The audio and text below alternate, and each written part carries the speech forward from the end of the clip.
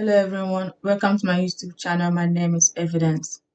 In today's video, we are going to be talking about how to use DB browser SQLite for database management.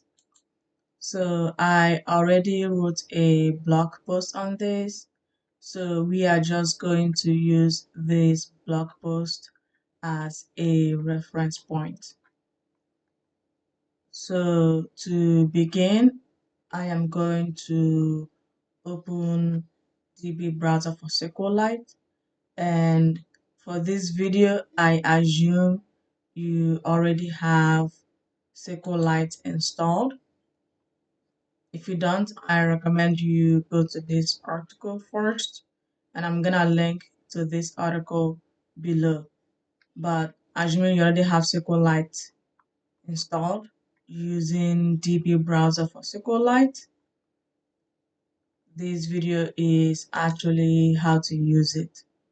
With that being said, let's go ahead and open up DB browser. So I'm gonna open the one that says DB browser SQLite. I'm gonna put it side by side with the article to kind of make it easier to go back and forth. All right, so this is the article here, and this is DB browser. Let's go ahead and go do this. Let's go ahead and go through it. So the first one is how to open a database in DB browser for SQLite. So opening a database is very simple. First you just click open database, it's right here. And when you first click open database, it will just bring you to the location where DB browser for SQLite is. So you just have to find the database you're looking for. So here I have a list of databases. I'm just gonna find one. So you can find a database that ends in .db, a file that ends in .db. That'll be your database. But if you have a SQLite project that ends in .sqdpro, as highlighted here, then you can also open that when you click open database. I'm going to open this Northwind database. So just double click it and it opens. And you have your tables here, and then you have your views here. So that's how you open a database with SQLite. So how to browse data in DB browser. As you can see here, you have your list of tables and your list of views. And let's say we go to categories, you can see the table name and the columns and the data type in each column. But to actually see the data, you go to browse data. And here under browse data, you can actually see the data in the table. And if you don't see browse data here, you just go to view and you can toggle browse data on or off. So browse data, and you can see your data, and from here you can choose different tables or different views to look at. That's how you browse data in DB browser. So how to create a new database in DB browser. Let's say, for example, you do not want to open an existing database, but you want to create a new one. To do that, you just click on new database. When you click on new database, it will open up your file, so you can give the new database a name. And in this case, I'm just gonna call it tutorial, and I'm gonna click on save. And whenever you do that, it will come up with this screen of asking you to create tables. So you can create tables here, or you can create tables using SQL, using SQL Queries. So for now, I'm just gonna click cancel. but that's kind of how you create a new database. Your database is created, but your database doesn't have any data or tables in it yet. So to add data to your database, so this is how to create a new table in DB browser. To add data to your database, you can click on edit, create table, and you get this screen again. And I'm just going to call this testing 101. And right there, it gives you the SQL queries down here as well. And you can add fields, columns to it, or you can add constraints as well. So let's start by adding fields. So let's do a field called name. And we are going to put the data type as text. And we are going to do another field called phone. And we are going to leave the data type as integer. And phone, enter. Double click this, address, enter. And we are going to do this as text as well. And I'm going to add one more, says born in Seattle. And I'm just gonna do real just because I can. And you can define different constraints. So for example, if you are using name as your primary key, you will do that here. I do not recommend using name as a primary key because two people can have this exact same name, and it's just using name as a primary key is usually not advised. So but you can specify primary key here or not. And here you can go to constraints, and you can add different constraints like primary key, foreign key. If you are linking this table to another table, you can define a primary foreign key. You can define unique, which basically says that each data in that table has to be unique. You can come back here to fields. We're just going to keep this basic for now. And then that's pretty much it. So this is how you create tables using the GUI. You just click OK. And when you come back here under tables, now we see our new table called testing 101. So that's pretty cool. It doesn't have any data in it yet. As this video keeps going, I'm going to show you how to add data to your table. Another way to add tables to your database is to use SQL Query. And that's the next part on how to execute and save SQL queries in DB browser. But before we move on to that, I want to mention that this change that you made to your database doesn't exist in your database yet. You have to click on Write Changes. When you click Write Changes here, and then these changes you made to your database will actually be written to your database. So don't forget to click Write Changes before you close DB browser. So let's go ahead and use SQL queries. So to do a SQL query, you just click on Execute SQL.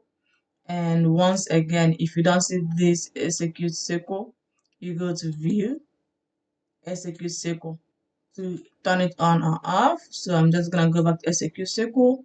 And from here, you can write your SQL statement. And here you get the result. The result will be shown in this box. And here you get information about the query you just ran. So let's go ahead and run a simple SQL query. Let's go ahead and copy this one that I have here. So basically this is creating a table. It's called testing 102, first name, last name, phone number, address, born in Seattle, country of origin, stuff like that. And I need a comma right here. And this is another way to create tables. You can, like I said, you can do it using the GUI like I showed you, or you can use it doing SQL. And let's go ahead and highlight. So you just highlight and click this play button to execute. And down here it gives you the query execution result. It lets you know that this is what it executed and execution is a success. And if you look here under tables, we have a new table called testing 102. So that's pretty cool. And now that you've run your SQL queries, maybe you want to save this particular SQL query so you can reuse it.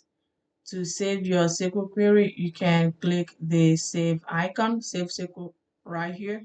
So you are able to save the SQL file apart from the project itself. You can either save the SQL as part of the project or you can save it apart. So clicking here just saves the SQL alone, not the entire project. Here, as you can see, once you click on that, it will ask you to give it a name and it saves it as a .sql file. And you can go back and reuse that .sql file whenever you want. That is one way to save your SQL queries.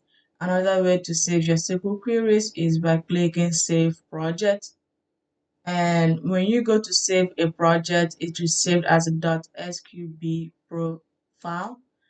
And this project includes not just the SQL query, it also includes the database. And any changes that you made to the database, everything going on in this project is going to be saved. So I'm just going to click on save here and that project is saved. And like I mentioned earlier, whenever you make changes to your database, like creating a new table, you have to click on write changes. So I'm going to click write changes so that all this new table that I created will be written to the database. So now that we have created our tables, we want to add data to our tables. And let's go ahead and do that. That's the next section, how to add data to tables in DB browser. So you can add data using the user interface, using the GUI, or you can add data using SQL. So let's start by just using the GUI first. Let's go ahead and do testing. So when you, like I said earlier, when you click, you see the information about it. When you go to browse data, you can kind of see information about this table. So you can kind of see this table and you can kind of see that it doesn't have any data. You can add data to this table by clicking this plus button that says insert a new record in the current table. And right now everything is null. So I'm just going to install data. I'm just going to do evidence. And for my phone number, I'm going to do 123456789. And for address, I'm just going to put Seattle. I do live in the Seattle area. And born in Seattle, I'm just going to put no or false. Right. And for me to add more data, I can click this button and add new record. I'm gonna put name as a test and I'm just gonna put 456 as a phone number. Of course, you can put constraints in your table that basically says you have to have a 10-digit phone number or you have to have a first and last name. And for address, I'm gonna put Washington and I'm just gonna put no for born in Seattle. So once you've done all that, you've added data to your table, you can write changes by clicking on write changes. If you made this change and you don't want it, you can revert your changes. Click on write changes to save these changes you made to the database. And this row right here is for filtering. So if you wanted to find data that has the name test, you can just click test and to filter it out. Or if you wanted to find a phone number that has 890 in it, you can type down here. So this first row right here is just for filtering your data. But this is how you add data to your table using the user interface. You could also save this table or wherever you click here as a CSV, or you can export it as a view. So you just click on save the table and it gives you the option to export to CSV or save it as a view. And we're gonna come back to this view in a minute. Another way to add data to your table is using the UI, using SQL Query. I just showed you how to do it using the UI. Let's do it using SQL Query. So once again, we'll go back to execute SQL. And let's go ahead and copy this sample code that I have here. And basically, we're just going to use insert into. And in this situation, I'm going to insert into testing 102 table.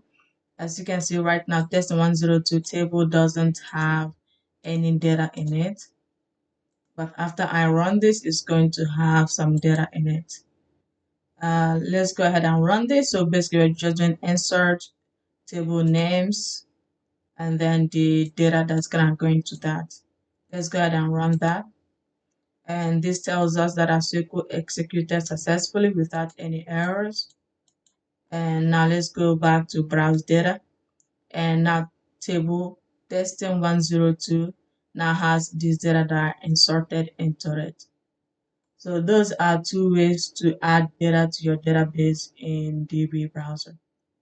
The next section in this blog is how to open and save projects in DB browser for SQLite. I've already shown you how to save your project. Same process applies with opening a project. So if I go ahead and save project, I've already saved it. So this is just clicking save to make sure it works. But to open a project is similar. You click on open project and you find the project you want to open, say this one that I have before. Cancel. I have to click on write changes. I forgot that. I made changes to this database, but I didn't write the changes. Let me go and write the changes. I'm gonna click open project, and I'm gonna pick a project that I already have created before. And once you click that, it switches to this new project, and this is a project that I had before. So let me go ahead and reopen the tutorial project I was just using. So this is the tutorial project I was just working with. So that's how you open a project, open and save projects. So now let's get on to views. So to create a view is quite simple in DB browser. You click on testing, or you can click on browse data and you choose the table you want to create a view from. And let's say I want to create a view from this. So I filter the data and I want to create a view based on the filtered data. From here, I'm just gonna click on save as view, and I'm gonna give it a name. I'm gonna say 890 number, and I'm gonna click OK. And it says the view successfully created. I'm gonna click OK here. And when you go under views, now you have a new view called A90 number, and it has the same columns as this one. But when we go under drop down and click on 890 number, as you can see, it only has the information that corresponds to the filter that I had before. So when I was here in test 102, I filtered the data down to only show the data that corresponds to 890. And I saved that as a view. And when you go to the view only has that information in it. So that's one way to create a view using the user interface. And of course, as usual, you can create a view as well using SQL. And I'm going to run this again, but this time I'm going to say true, just so I can have two lines of data, two rows of data, two records. So if I go back to browse data here and let's go to test 102, and now you see I have one that says false and I have one that says true. So let's create a view that has just false in it. If we go back to execute SQL, and I'm gonna copy this code that I have here, and it's basically creating a view called view102 test. As I'm gonna select everything from this table where born in Seattle is false, right? And currently for this, I have born in Seattle as false and true. So it's only gonna select one record from this, and I'm gonna run this, and the query is a success. So now if we go under views, we have a new view called view102 test. And if we go to browse data to look at it, we have view102 test, and it only has one record where born in Seattle is false. That's how you create views in DB browser for SQLite. And remember to click on write changes to save everything that you've done so far to your database. So you might run into a situation where you're like, I want to open more than one databases at a time, right? I don't want to just go back and forth between two databases. Bases? Yeah, databases is a word. I don't want to go back and forth between two databases. So open more than one database in DB browser. You click on attach database, and then you find the database of interest. I will just use this Northwind as an example, and I'm just going to leave the name as Northwind and click OK. And as you can see right now, we have another database called Northwind, right? Originally, I had a database called Tutorial, and now I have a database called Northwind. And the thing with having multiple databases is like you have to fully qualify the name when you're working with the second database. That's how SQLite knows which database you're referencing. So for example, if we go under browse data here and we go under table, and this is the original database that I have, right? And now this is the Northwind database. And if you notice, like all the tables in Northwind is prefixed with Northwind dot table name, Northwind dot table name. So that is what I mean by fully qualifying the name. And if we go to execute SQL, we also have to fully qualify the name. So for example, if I do select everything from testing 102, it's automatically going to reference the first database that I opened. But if I do select everything from customers, it is going to reference the second database. But if you had customers table in the first database and second database, it might get confused, like which customers table are you referencing. So in this situation, it would be good to have select everything from Northwind dot customers, so it knows exactly that you are referencing the Northwind database.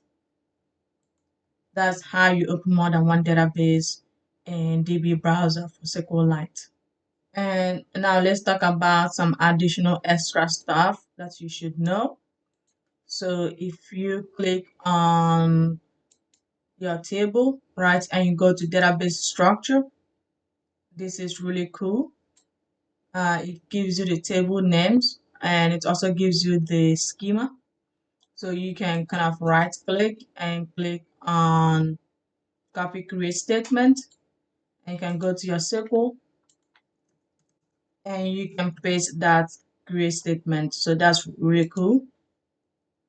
You can also make modifications to your database, to your tables, and just by right clicking, and you can click on modify table. Modify table brings you back to this place, and from here you can change the data type, or you can specify a primary key or not primary key. You can specify different constraints. You can move this particular record row down or move it up. You can remove it if you want to. You can add another field. You can add different constraints here. So even after you've created your tables, you can still make modifications to it, either using SQL like SQL alter statement, alter table, table name, and then you write your SQL, your alter command, or you can do it using the UI here by right clicking and clicking on modify table. You could also export your table as a CSV, so you could right click employees, export as CSV file, and then you choose your delimiter and your quotes and different options and you click on save.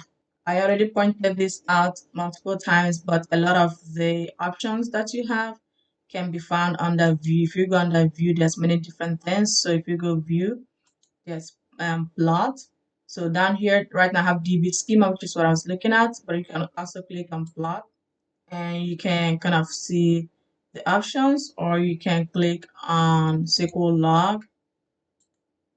You can kind of see a log of all the work you've been doing. Pretty cool, huh? I mean, most times you won't need all of this or any of this actually. Most times I just use DB schema because that's all I need.